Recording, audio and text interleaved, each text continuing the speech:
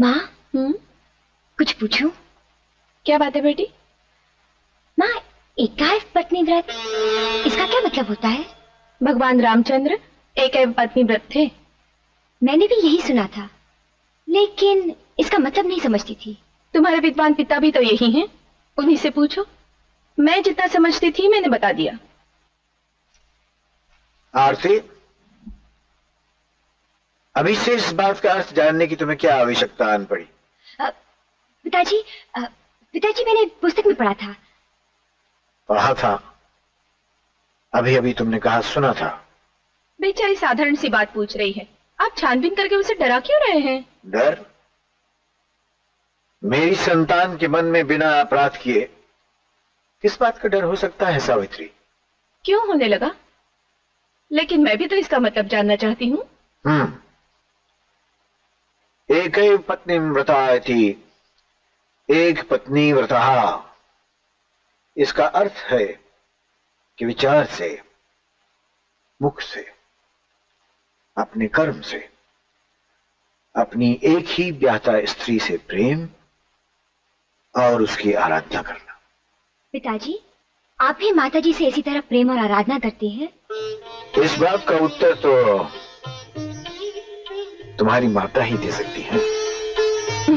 तुम्हारे जन्म से पहले भी ये इसी तरह शर्माया करती थी। माँ। दीदी, हाँ? मैं पिताजी को खाना खिला कर आती हूँ, जल्दी आना। हाँ। वो देखो, आ रही है पांकी चितवन, एक ही कतार। छोटू जी, मौका अच्छा है, पकड़ लो। पकड़ लो? अरे पकड़ लो, जकड़ लो। आया। पढ़ाई हो गई तो? अरे डरते क्यों हो? तभी तो सारे गांव वाले तुमको चेखे कहते हैं। यही मौका है गांव वालों को बताने का कि तुम कितने मर्द हो। और वो मर्द ही क्या जो पढ़ाई लड़की को न छेड़े। लाओ सीना, लपक लो, साली को पकड़ लो, पकड़ लो, पकड़ लो, पकड़ लो, पकड़ लो, पकड़ लो। मैं मर्द हूँ। जय हो। आया।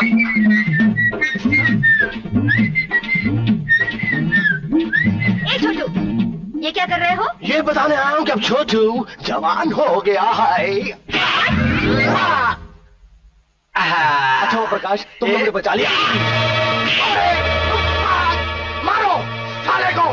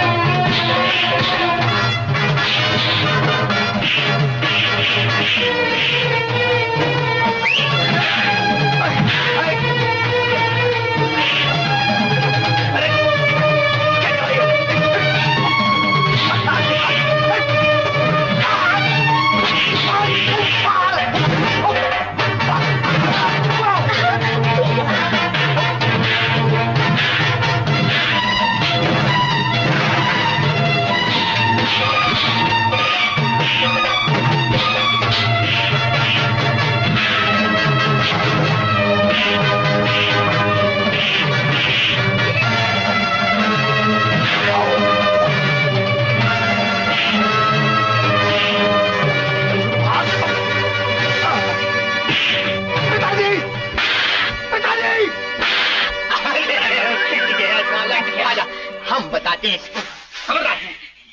बेटा देख रहे हो कल्लू का उस्तरा, मैं तुम्हारी दाढ़ी नहीं, इससे तुम्हारी गर्दन काट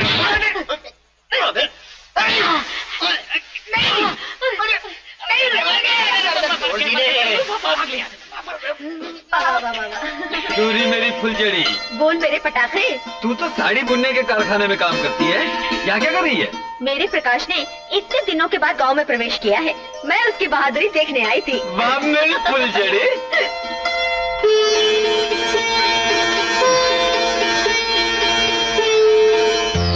मैंने उसको भगवान समझकर इज्जत दी और उसने मुझको ही मंदिर से बाहर निकाल दिया और खुद भगवान की पूजा करने लग गया। मेरे तन बदन में बदले की अग्नि भड़क रही है।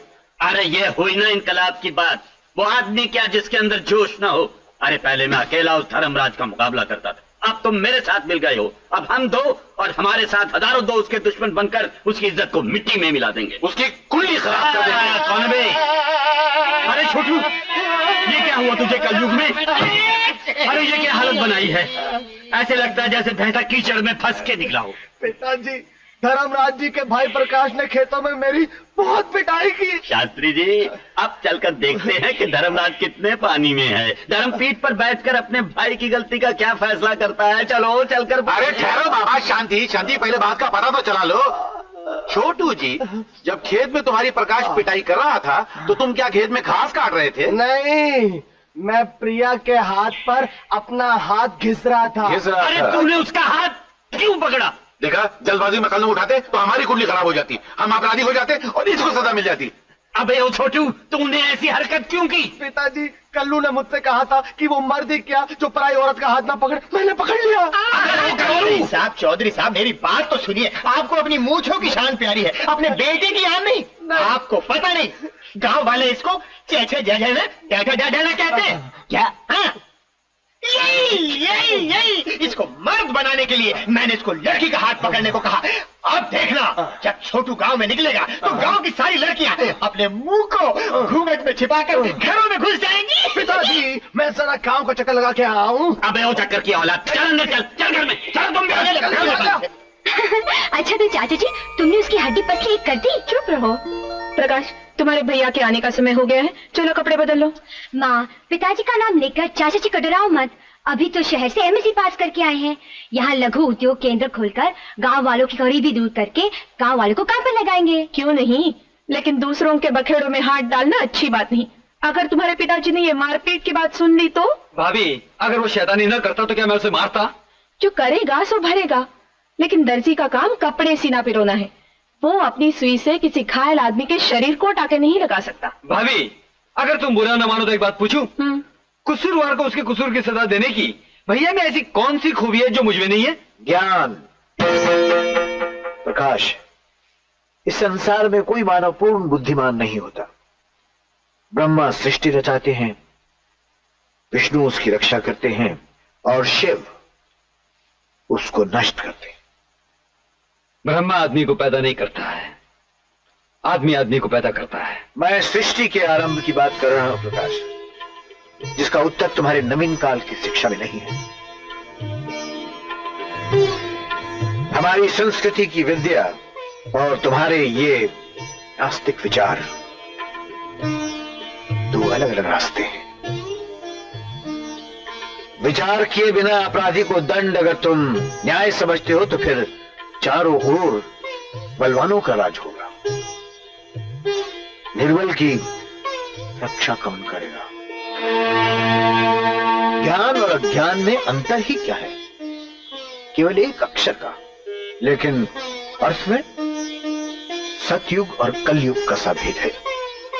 देखिए, प्रकाश अभी अभी शहर से लौटा है और आप इसे इस तरह डांट रहे हैं। डांट नहीं रहा हूं सावित्री, केवल शिक्षा दे रहा हूं। जो घर न्याय का गढ़ माना जाता है, उस घर में कोई अपराधी नहीं होना चाहिए। कल को जो बात इसकी दृष्टि में सत्य हो और दूसरे उसे असत्य समझे, तो दोनों के बीच न्याय मुझको ही करना होगा। और मैं नहीं चाहूंगा कि मेरे सामने मेरा ही भाई अपराधी बनकर आए। इसके लिए पिता का पालन, भाई का प्रेम दोनों में हो। ये मेरी दृढ़ इच्छा है कि विचार से, कर्म से हम दोनों एक दूसरे के निकट रहे। हर समस्या में राम और लक्ष्मण समान। सावित्री, रसोई का प्रबंध करो। आज कितने दिनों के बाद यह अवसर आया है कि हम सब साथ बैठकर भोजन करेंगे।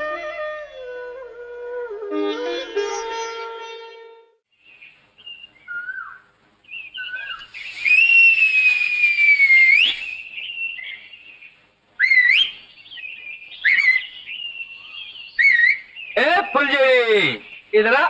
सीटी बजाती है? सर्दी में गर्म हो रही है क्या? ठंडी कपड़ी में। अच्छा अच्छा, इसीलिए लड़कों जैसी सीटियां मार रही थी। सीटी सिर्फ लड़के बजा सकते हैं, ये कौन सी किताब में लिखा है? अच्छा, लड़कों वाले सारे काम कर सकती है क्या? जितना काम लड़के कर सकते हैं, उससे बढ़कर लड़कियां कर सकती हैं। नहीं कर सकती, हार जाओगी। बिल्कुल नहीं, आजमा के देख लो। लगी शर्त? हाँ लगी। हार गई तो दंड बैठक पहनने पड़ेंगे। मुझे मंजूर है। मंजूर है। 1 2 टिंग। ये कर सकती हो? हाँ दम है तो करके दिखा।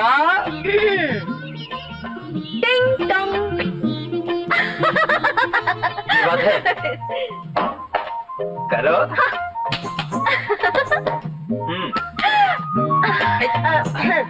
हो गया या और कुछ बाकी है? अभी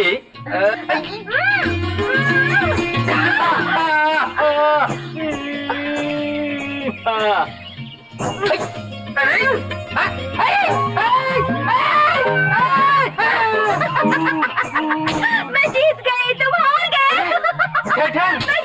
अभी आखिरी इम्तिहान बाकी है। हाँ? जो भी कहोगे मैं करने को तैयार हूँ। चलो हटो बिचारो, ये कर सकती हो? बस इतना ही, ये तो कुछ भी नहीं है। चलो हटो। चलो। हाँ।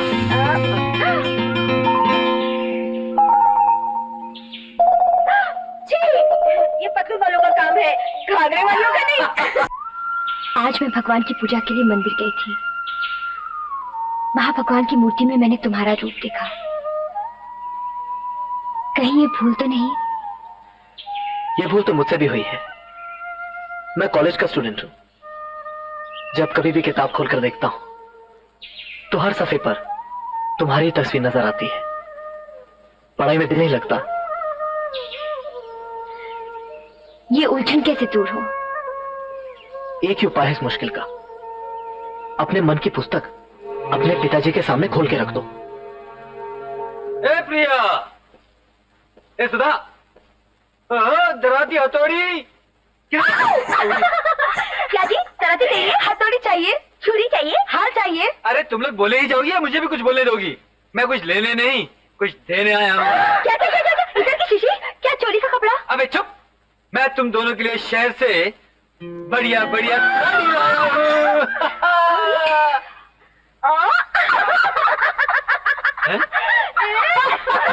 हंसी जा रही हो? मजाक उड़ाती हो मेरा? मजाक नहीं, इन साड़ियों को हमने अपने हाथों से बुना है, अपने हाथों से इन पे छपाई की है। बड़ी साड़ियाँ लाए शहर से, इसीलिए हम हंस रहे हैं। अरे जाओ जाओ, तुम्हारी बनाई हुई साड़ी इतनी महंगी थोड़ी हो सकती है। अरे अगर यकीन नहीं आता तो हमारे गांव के कारखाने की सील देखो। देखो। अच्छा बताओ, चौधरी तुम्हें एक साड़ी बनाने के लिए कितने पैसे देता है? 10 रुपए। 200 रुपए की साड़ी की मेहनत की कीमत 10 रुपए। एक्सप्लॉइटेशन। क्या क्या क्या? कॉम्पिटिशन? लूटना लूटना। देखो, तुम्हारे पास धागे से साड़ी बनाने की काबिलियत तो है और उसके पास धागा खरीदने के लिए पैसा है। वो तुम्हारी मेहनत और अपना पैसा लगाकर तुम्हारी मेहनत की थोड़ी उजत तुम्हें दे देता है, बाकी मलाई खुद खा जाता है। ऐसा? आज हम कारखाने के सब साथियों को बता देंगे। अरे बताने से क्या होगा, मैं तुम लोगों को रास्ता बताता हूँ। क्या? तुम लोग अपनी यूनियन बनाओ, मैं बैंक वालों से तुम्हें पैसा दिलवाऊंगा, तुम्हारा अपना कारखाना शुरू करवा दूंगा, तब तुम नौकर नहीं मालिक बन जाओगे। कैसा है मेरा आइडिया? फिर तो दराती की धार, फिर तो हथौड़ी की मार। सुधा, शोभा, प्रिया, गोमती और कई ऐसी अनपढ़ लड़कियों को उद्योग केंद्र खोलने के लिए हमने कर्जा दे रखा है चौधरी के नाम पर।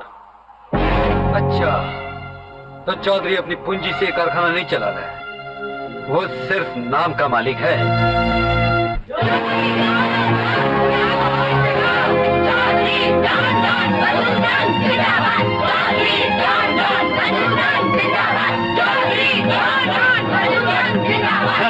देखा चौधरी, मेरी जय जयकार हो रही है। जय जयकार नहीं हो रही, आपकी राम नाम सत्य बोला जा रहा है।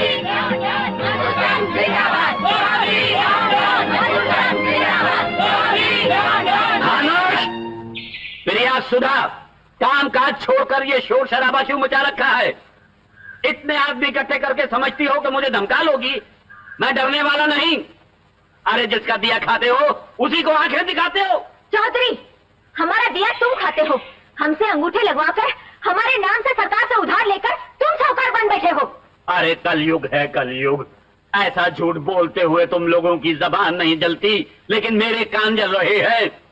इन मूर्खों के कान किसी ने भरे हैं? बताओ, कौन है तुम भोले भाले लोगों को भड़काने वाला? मैं अभी उसको देखता हूँ। अच्छी तरह देख ले, मैंने इनकी आंखें खोली हैं कि ये तेरे कारखाने के नौकर चाकर नहीं, भागीदार हैं। अच्छा, तो तुम हो इन बेचारियों के पेट पर लात मारने वाले इस कलयुग में? हाँ लड़कियों, आज तक तुम सुख और शांति से अपना और अपने परिवार का पालन करती आई हो, और आज इसके कहने सुनने में आकर तुम लोग अपने मालिक पर हमला करने आई हो। अपना हक मांगने को हमला नहीं कहते। जो धोखा तुम इन लोगों को देते आए हो उसका पोल खोलने आया हूँ। तुम इन अनपढ़ लोगों से कागजात पर अंगूठा लगवाकर उनके नाम से कोऑपरेटिव बैंक से उधार लेकर ये फैक्ट्री चलाते आए हो। क्या ये झूठ है? प्रकाश, इन लोगों के मुंह से निवाला मत छीनो। अगर मैंने कारखाना बंद कर दिया तो 2 वक्त की रोटी इनको तुम दोगे। इनकी भूख का इलाज है तुम्हारे पास। तुम ऐसा नहीं कर सकते चौधरी। अगर तुमने ऐसा किया तो मैं इनके लिए इनके नाम से दूसरा कारखाना शुरू करवा दूंगा। प्रकाश, धूल धप्पे से कारखाने नहीं खुलते, कुंडली खराब। और मक्कारी से कारखाने भी नहीं चलते। चौधरी, क्या कारखाने के सब हिस्से इनके नाम कर दे, या इतने वर्षों से मक्कारी से जो इनका माल खाता आया है उसका हिसाब किताब दे दे, वरना सरकार के सामने तेरा सारा कच्चा चीटा खोलकर तुझे अंदर करवा दूंगा। बोल, इंसाफ का झंडा या सरकारी डंडा?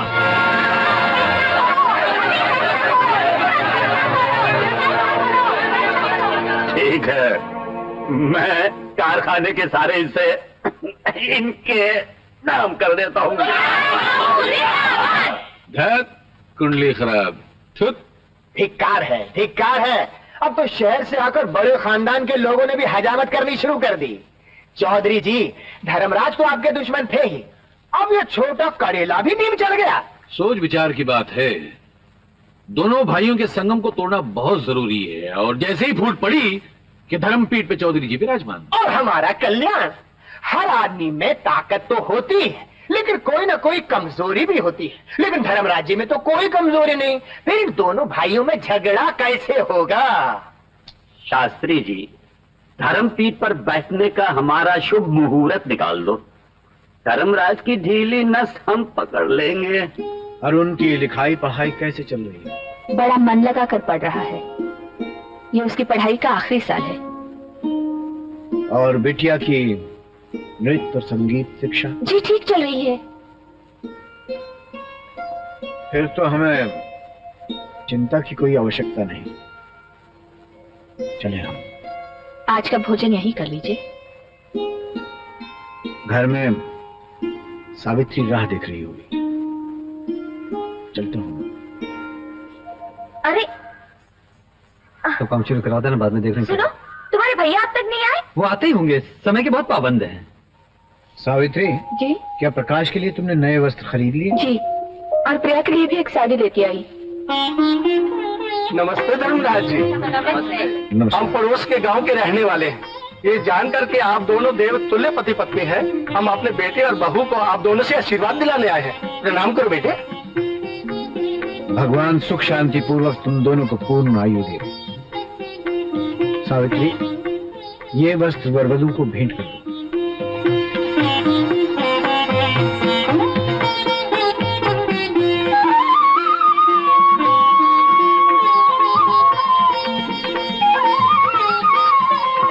भगवान इस संगठन में आपकी सहायता करे और इस सहयोगी उद्योग की उन्नति करे।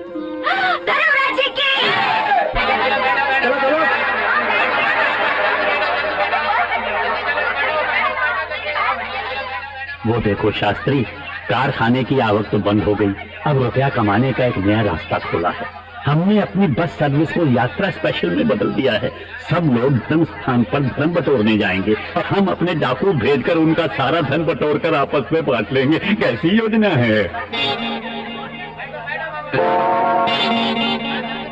मुझे उस लाल साड़ी वाली के गले का हार चाहिए, कुल्ली खराब। मिल जाएगा, मिल जाएगा। बस धंधा बंद हो चुका है। सरकार, वो जो हरी साड़ी वाली है ना, हाय हाय हाय हाय, उसके कान के झुमके और चूड़ियां दिलवा दीजिए। साल भर हजामत बनाने को छुट्टी। अरे चुप, सब्र करो, अभी तो फसल बोई है, उगेगी, पकेगी, फिर उसे काटेंगे और बांटेंगे। चलो चलो चलो चलो बाबू, पीछा छोड़ दो।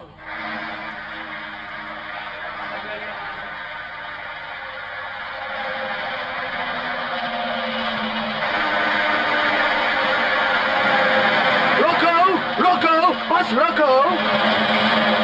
ला ला ला ला ला। छोटे बाबू, ये बस यात्रा स्पेशल है, रास्ते में कोई मुसाफिर नहीं लेगी। अबे चुप, अगले गांव तक तो जाना है, कल सुबह सिटी बस से वापस आ जाऊंगा। हाँ ये आइए आइए। ओके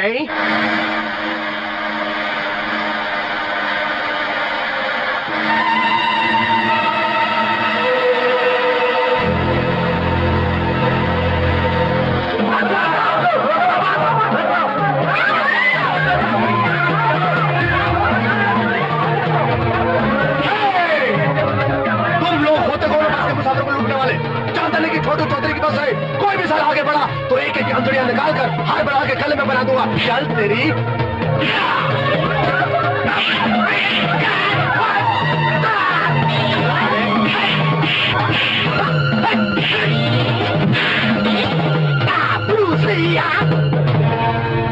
अजीब जमाना आ गया यार, बाप लूटने को कहता है और बेटा बचाने के लिए आ जाता है। चलो चलो चलो चलो।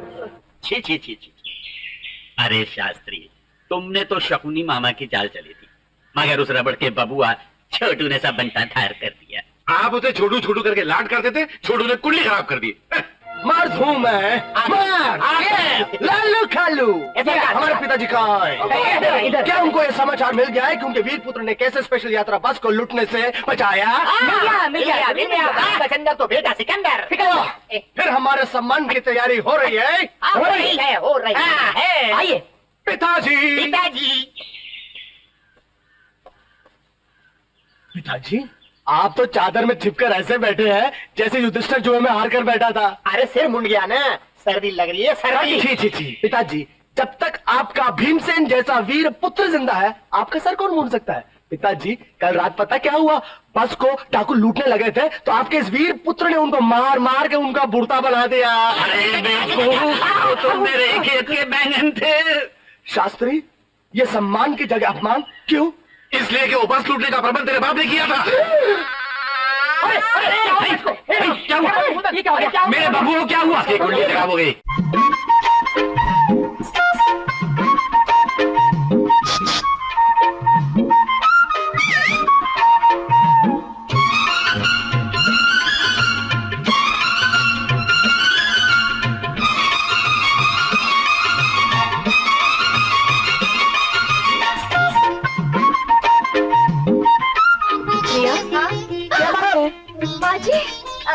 कुछ नहीं। बोलो ना क्या बात है? मैं लड्डू लाई थी। अच्छा, किसके लिए? किसके लिए? लड्डू किसको पसंद नहीं? तो लाओ सारे मुझे दे दो, मैं और आरती के पिताजी खा लेंगे। आप दोनों इतने सारे? तो तुम ही कहो कितने लूं? जितने मर्जी, लेकिन एक दो अपने उस लाडले को भी दे देना जिसे आपने बेटे की तरह पाला है। ये ले लो प्रकाश। ये तो मैं जानती थी कि ये तुम्हारी मनपसंद मिठाई है, लेकिन आज पता चला कि तुम इसकी मनपसंद लड़की हो। एक मिनट भाभी, एक प्रिया के लिए।